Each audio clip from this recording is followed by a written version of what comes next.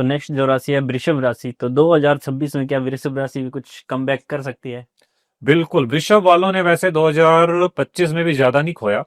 तो वृषभ राशि का स्वामी होता है वृषभ यानी कि टोरस, इसका स्वामी होता है जी आपका शुक्र, अगेन वीनस।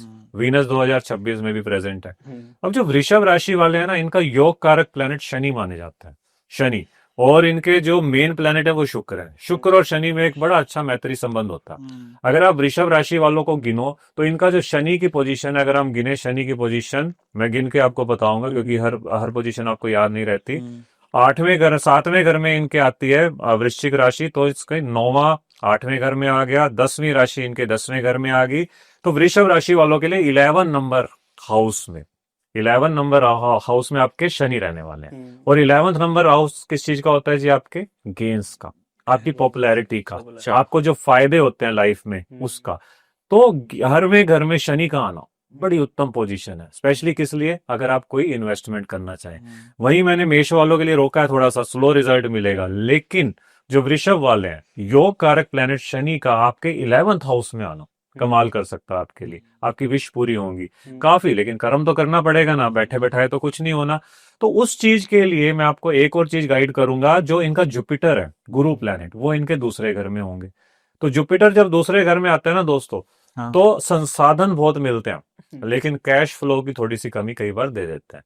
तो इससे क्या शिक्षा मिलती है कि आप इस साल संसाधन पे इन्वेस्ट कर सकते हैं। लेट से आपको कोई घर बनाना है, कोई गाड़ी लेनी है, आप इन्वेस्ट कीजिए, ले लीजिए। क्योंकि कैश को बचाने के चक्कर में रहेंगे तो वो शायद किसी ना किसी और सिचुएशन में आपके हाथ से जा सकता है। और हाँ वृषभ वालों, एक आपके लिए की नोट पर एक बात बता रहा हूँ कि सेकंड घर में जुपिटर आएगा तो आपने एक टर्म सुनी होगी, काली जुबान। इसे नेगेटिव मत लीजिएगा, कहा हुआ सच होगा इनका। मतलब सोच समझ कर बोल रहे हैं अपने इस साल को। कहीं कुछ भी बोल देते ना कई लोग अपने बारे में कि हाँ नहीं जी नहीं, बिल्कुल नहीं, अच्छा अच्छा बोलिए। मतलब औरों के लिए नहीं बोल सकते, कम से कम अपने लिए तो अच्छा बोलिए, और वो इनके साथ होगा। तो मतलब विश फुलफिलमेंट और आपकी वाक सिद्धि होगी इस साल, अच्छा। जो आप कर सकते हैं। तो शनि का गोचर बड़ा अच्छा और गुरु का गोचर बड़ा अच्छा। अब न्यूमरोलॉजी से अगर हम देखते हैं तो न्यूमरोलॉजी का टोटल आपको पता है 2026 का टोटल आपका 1 आता है। हाँ। और 1 है। और वृषभ वाले यानी कि शुक्र, शुक्र शुक्र वालों का 6 नंबर है। तो 6 नंबर में कौन कौन सी डेट्स आ गई? 6 नंबर आ गया, 15, 1 और 5 हो गया, 24, 2+4 हो गया।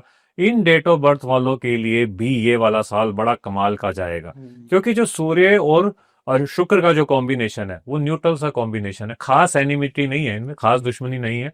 लेकिन फिर भी इस साल इनकी इच्छाएं बढ़ेंगी कि हम सब चीजें ने किंग साइज चाहिए। शुक्र वालों की वैसे भी एक इच्छा होती है कि इन्हें सब कुछ अच्छा अच्छा मिले, लग्जरी हो इनके पास। इस साल इच्छा होगी कि किंग साइज बड़ा बड़ा अच्छा अच्छा से इन्हें चीजें मिले। अब मुद्दा है कि आपकी सिर्फ विश ही होगी ये मिले या मिलेगा भी? तो मेरा आंसर है जी वृषभ वालों को ये चीज मिलेगी। अच्छा। एक चीज मैं इसमें और क्लियर करूंगा, अगर वृषभ वाले सुन रहे हैं तो वृषभ वाले वृषभ को रिप्रेजेंट करते हैं जी बैल से, बुल। बुल आपने देखा बैल? देखने में कितना सुंदर सा होता, लेकिन खतरा खतरा है उससे हाँ। बहुत।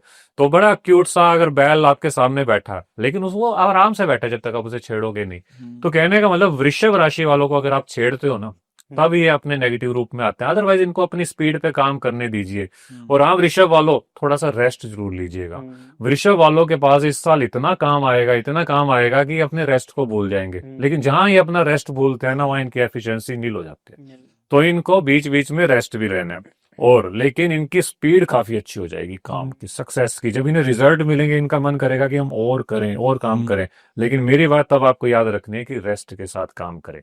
अब आपका जो अगला क्वेश्चन आता है इसमें, लव रोमांस एंड मैरिज का। तो लव रोमांस और मैरिज के लिए ये वाला साल इनका काफी अच्छा जाएगा, क्योंकि 6 नंबर की इनको ऊर्जा मिलनी है।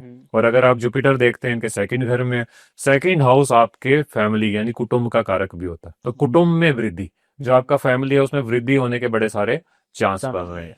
और इसके अलावा अगर मैं आपको बोलूं तो लव रोमांस की अगर हम बात करें तो इनके 5वें घर में 2, 3, 4, 5, 6, 5वें घर में बुध की राशि आती है जी, मरकरी की राशि। और बुध प्लेनेट भी खास एनिमिटी नहीं रखते हैं हमारे शुक्र के साथ। तो बुध की ऐसी कोई पोजीशन इतनी साल इस पूरे साल इतनी डिस्टर्ब नहीं रहने वाली, क्योंकि सूर्य का साल है। तो मेरे हिसाब से वृषभ वालों के लिए लव रोमांस में भी कोई खास इशू नहीं आएगा। तो वृषभ वालों के लिए जो हम उपाय देते हैं वो ये है कि गाय को आपने हरा चारा जरूर खिलाना। बुधवार के दिन शुक्रवार के दिन गाय को आप बुधवार के दिन गाय को हरा चारा खिलाइए और शुक्रवार के दिन आपको गाय को कच्चे आलू खिलाने हैं। और अगर आपको सुगंधित पदार्थ जैसे कि गुलाब जल है या इत्र है, थोड़ा सा इत्र हाथ पे लगाया आपने गुलाब का, और गौ माता को जब आप खिला रहे हैं तो उनके माथे पर थोड़ा सा लेप कर दीजिएगा। देखो ना शुक्र की ऊर्जा कितनी अच्छी हो जाएगी, कितनी शांत हो जाएगी। वृषभ वालों के लिए एक और तरीका मैं आपको बताऊंगा, अपने से प्यार करना शुरू करें। एक तो मैंने बोला है कि गलत नहीं बोलना अपने बारे में भी, दूसरा अपने से प्यार करना, बन ठन के रहना। अगर आप बन ठन के रहेंगे, शुक्र की ऊर्जा को आप दुरुस्त करेंगे, तो ये वाला साल कैसे बीत जाएगा आपको पता भी नहीं चलेगा। तो ये उपाय हैं जी।